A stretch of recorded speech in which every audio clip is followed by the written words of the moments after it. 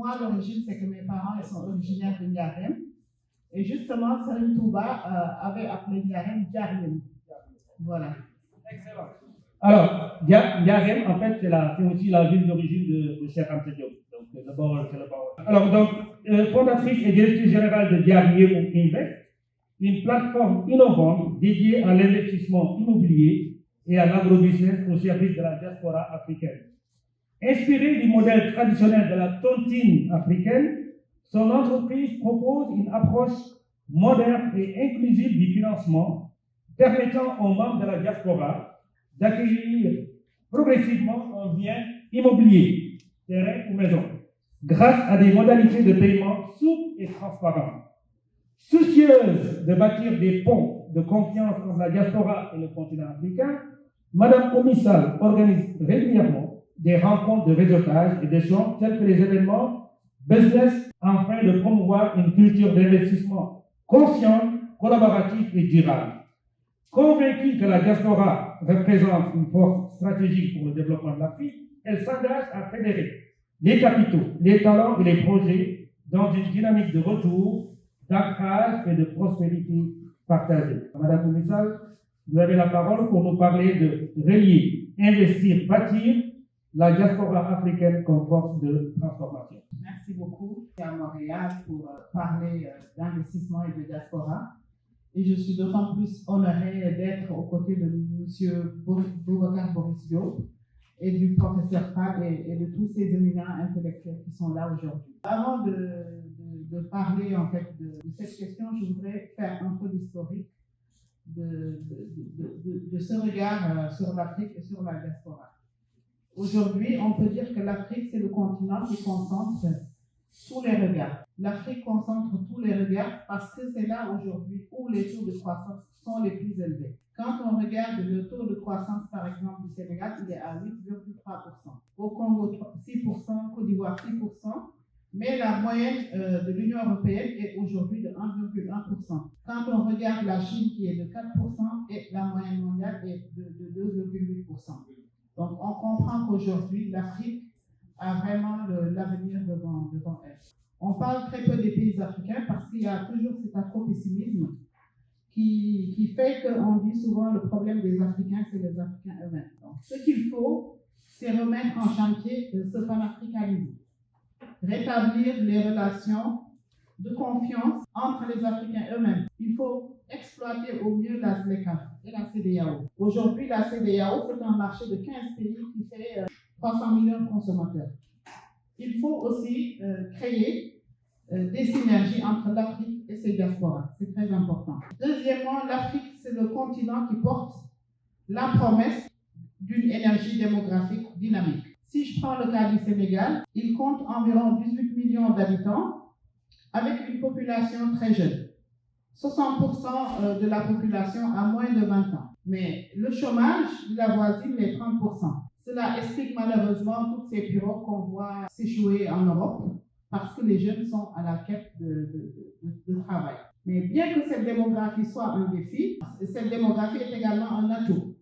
C'est une ressource extraordinaire de développement, un marché en expansion pour le Sénégal et pour l'Afrique. Les diasporas sont estimées aujourd'hui à plus de 30 millions de personnes présentes un peu partout dans le monde. En 2023, on estimait les transferts de fonds des diasporas vers l'Afrique à plus de 91 millions de dollars. Et on remarque que 80% de ces fonds sont destinés effectivement aux besoins de consommation. Très peu, environ 20%, sont juste destinés à l'investissement. Et au Sénégal, c'est vraiment la même chose parce que la première source de financement externe du Sénégal provient de la diaspora. 3,24 milliards de dollars ont été transférés en 2023. C'est ce qui représente 13% du PIB. Ces transferts ont dépassé de très loin l'aide publique au développement. Qui se chiffrait à environ 1,62 milliards. Problème de financement parce que les idées que j'avais, je ne pouvais pas les réaliser parce que je n'avais pas les financements qu'il fallait. Et c'est là que je me suis rapprochée d'un groupe que je vais vous parler aujourd'hui qui s'appelle le Repat Africa. Alors, c'est quoi le Repat Africa? C'est une association de près de 500 jeunes, qui sont pour la plupart nés hors d'Afrique en fait. Ça peut être des jeunes nés en France, nés au Canada, aux États-Unis, un peu partout. Et aujourd'hui, ce groupe porte l'ambition d'aller créer des ponts entre l'Europe et l'Afrique. Ce groupe aujourd'hui, composé de 500 membres, réalise des actions concrètes. L'une des actions, par exemple, ce qui s'appelle le Repat Tour. C'est quoi le Repat Tour? C'est aujourd'hui d'aller à la rencontre et à la connaissance des opportunités d'Afrique. Parce qu'on peut être africain en France, mais être loin de connaître toutes les opportunités d'investissement. Par exemple, il y a 15 jours, j'ai eu à recevoir le Repat Africa au Sénégal à Yen pour leur présenter les opportunités dans cette région.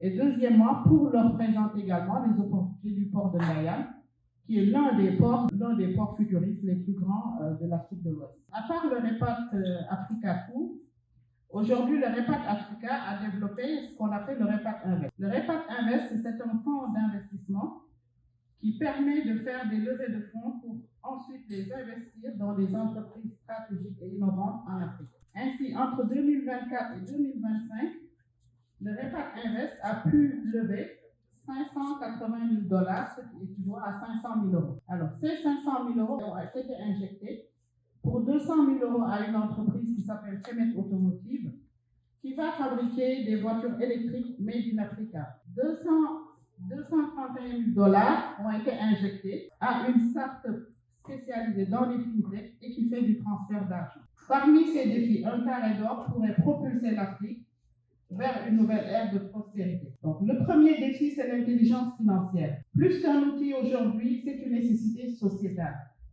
Mobiliser l'épargne de la diaspora africaine pour financer des projets à fort impact socio-économique en Afrique, comme les infrastructures d'énergie, tout en garantissant la transparence et la fiabilité. Investir directement dans des PME locales pour transformer des vies et développer des communautés. Deuxième défi, la diaspora doit être comme un pont entre deux mondes. Elle l'a toujours été d'ailleurs.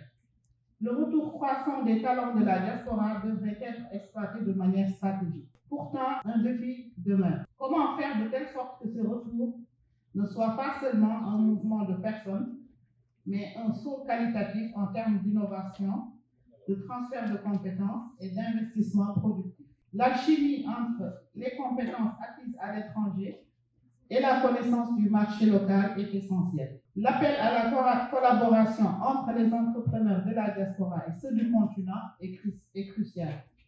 Il faut mettre en place des plateformes d'échange et de co-création. Troisième point de défi, il concerne les femmes, un potentiel inexploité. Le paramètre de l'égalité entre les sexes en matière d'entrepreneuriat et tout particulièrement pour les femmes mérite une attention particulière. Actuellement, le constat est alarmant. Seulement 20% des entreprises en Afrique sont dirigées par des femmes avec seulement 1% du financement total provenant de sources d'investissement. Ces chiffres ne sont pas seulement des statistiques, ils révèlent un manque de confiance et de soutien envers une partie de la population qui a prouvé sa capacité à innover et à générer des emplois. Pourtant, ce potentiel féminin est souligné par plusieurs études qui indiquent que les entreprises dirigées par des femmes ont tendance à être plus résilientes et à générer un impact social plus fort sur leur communauté. Ainsi, les politiques publiques devraient encourager l'investissement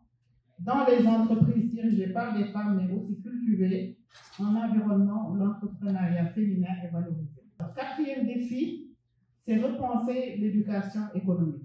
En Afrique, nous avons un système de formation qui nous déconnecte de notre environnement et de nous-mêmes. Parce que l'école que nous avons héritée de la colonisation est beaucoup plus axée sur la théorie. Aujourd'hui, ce modèle, on le voit, est contre-productif. Beaucoup de jeunes sortent des universités et autres écoles de formation et ont énormément d'opportunités devant eux, mais ne peuvent pas les saisir car ils sont formatés uniquement pour être salariés. Des programmes d'éducation à l'entrepreneuriat intégrés dès le secondaire pourraient transformer cette situation. Par exemple, un pays comme le Rwanda qui a brillamment investi dans l'éducation entrepreneuriale, je dirais que les diasporas africaines jouent un rôle crucial dans le développement socio-économique de l'Afrique. Elle représente des atouts considérables en matière de finances et de compétences. Depuis 2019, les diasporas africaines sont devenues la première source de financement du continent. Le défi, c'est d'orienter davantage les fonds de la diaspora vers l'investissement productif si nous voulons réellement construire le futur économique de l'Afrique. Chaque voix, chaque idée, chaque initiative peut contribuer à cette mosaïque vibrante que constitue le continent africain. Je vous remercie.